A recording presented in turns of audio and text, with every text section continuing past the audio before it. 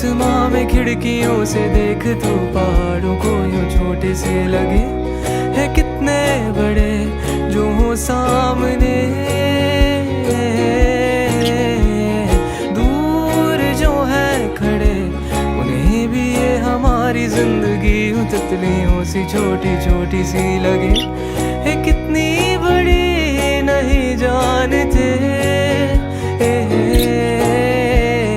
खाली घर तेरा ये चाबियों की गूंज ऐसे तुझे डरा रही, तू डरना